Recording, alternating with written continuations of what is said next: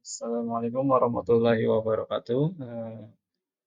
Perkenalkan nama saya Muhammad Toyib Sahal. Di sini saya akan menjelaskan sedikit mengenai APBD atau Anggaran Penerimaan dan Belanja Daerah.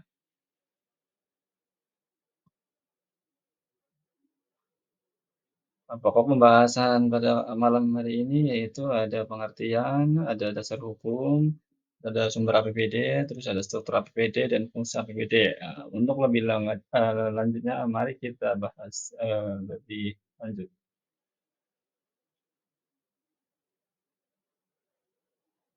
Yang pertama, mengenai pengertian APBD.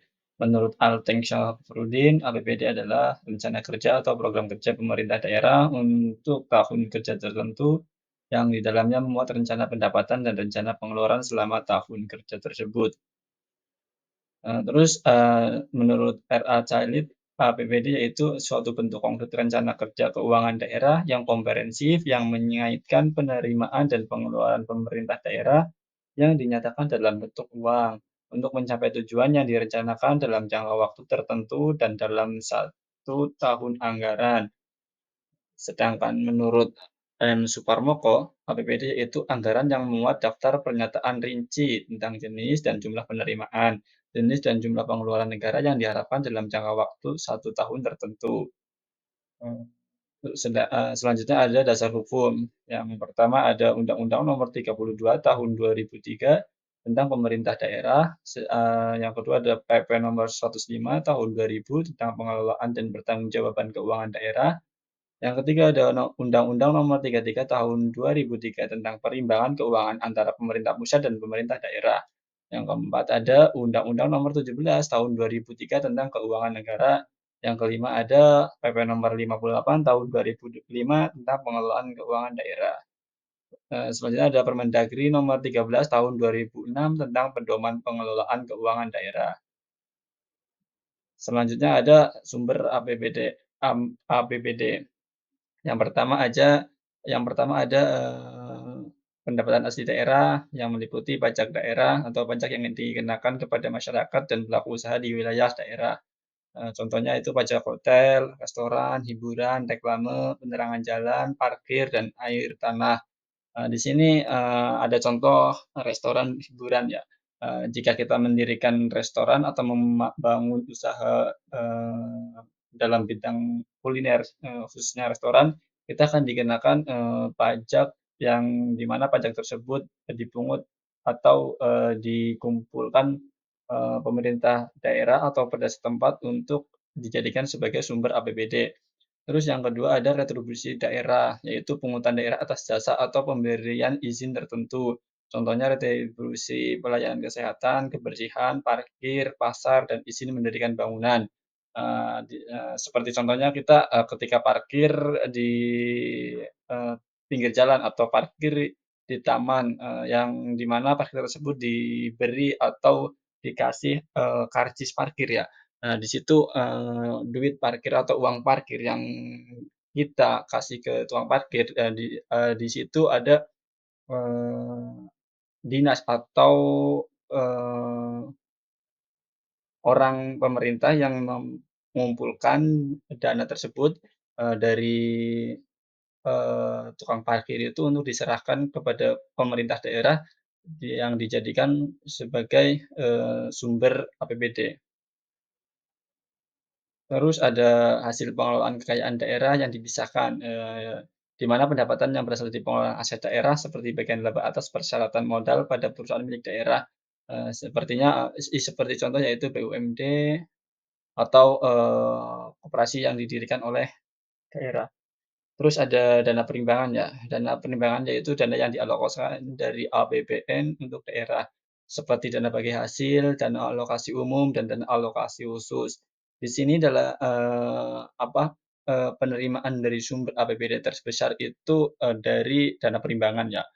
Saya, pernah membaca, jurnal, dari dari Google Scholar ya, di mana menjelaskan di situ, sumber APBD terbesar itu dari APBN sebesar, 62 sekian persen, dari yang berupa dana perimbangan. Nah, di sini dana alokasi umumnya itu untuk menunjang, program-program atau kegiatan yang di diadakan atau yang sudah direncanakan oleh pemerintah daerah. Sedangkan dana alokasi khusus itu, dana yang digunakan untuk, program-program prioritas atau program khusus yang digadang-gadang oleh pemerintah pusat, yaitu, ketika pemerintah pusat mengadakan suatu, suatu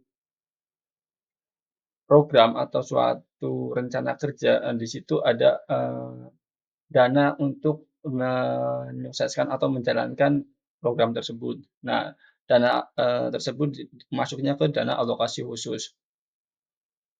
Terus, ada sumber APBD yang berupa hibah, yaitu bantuan keuangan dari pemerintah pusat dan daerah. Terus ada sumbangan pihak ketiga, sumbangan dari pihak ketiga yang sah.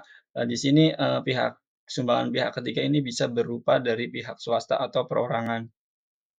Terus ada struktur APBD ya, yang pertama ada pendapatan daerah.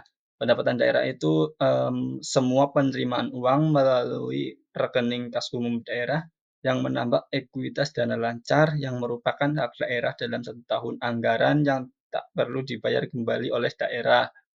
Pendapatan daerah terdiri dari pendapatan asli daerah, dana perimbangan, dan lain-lain, pendapatan daerah yang sah ya. Nah, terus, ada belanja daerah yang meliputi semua pengeluaran dari rekening kas umum daerah yang mengurangi ekuitas dana lancar yang merupakan kewajiban daerah dalam satu tahun anggaran yang tidak akan diperoleh pembayarannya kembali oleh daerah. Artinya, pembayaran ini tidak, diperoleh oleh daerah, yaitu, dana yang digunakan, ya udah dana itu akan habis atau akan digunakan, dalam satu tahun berjalan. Eee, Menurut, klasifikasinya yaitu ada urusan, berdasarkan urusan, klasifikasinya ada urusan pemerintah, terus, kegiatan, terus ada, dimen di dimenisasi, sama, kebutuhan belanja. Terus ada, pembiayaan daerah yang meliputi semua penerimaan yang perlu dibayar kembali atau pengeluaran yang akan diterima kembali, baik pada tahun anggaran yang bersangkutan maupun pada tahun-tahun anggaran berikutnya. Beda dengan biaya belanja tadi yang tidak, perlu tidak perlu dibayar dana belanja tadi yang perlu dibayar kembali, sedangkan ini, sedangkan pembiayaan daerah itu perlu, sedangkan pembiayaan belanja itu tidak perlu, dibayar kembali atau pengeluarannya diterima kembali. Pembiayaan daerah ini meliputi, penerimaan pembiayaan dan pengeluaran pembiayaan. Terus, ada fungsi APBD ya, di situ ada fungsi otorisasi, di mana fungsi APBD yaitu untuk, sebagai pedoman atau sebagai tolak ukur, program atau kerja rencana kerja pemerintah dalam satu tahun berjalan untuk, dijadikan pedoman atau patokan, dalam program-program yang akan dijalankan, itu fungsi otorisasi. Terus, fungsi perencanaan yaitu APBD itu dijadikan, rencana atau, eee, perencanaan atau, kerangka kerangka dalam menjalankan, program yang sudah jadwalkan oleh pemerintah daerah. Terus ada fungsi pengawasan, di mana, APBD ini berfungsi sebagai, pengawas atau, eee atau penggerak penggerak, dalam, program kerja yang diadakan oleh pemerintah daerah. Terus ada fungsi alokasi, fungsi alokasi ini, lebih di apa, fu abe fungsi APBD ini lebih ke, pemerataan atau, penggunaan dana untuk mengurangi pengangguran. Di sini lebih lebih tertuju kepada penciptaan lapangan kerja kepada, masyarakat sekitar.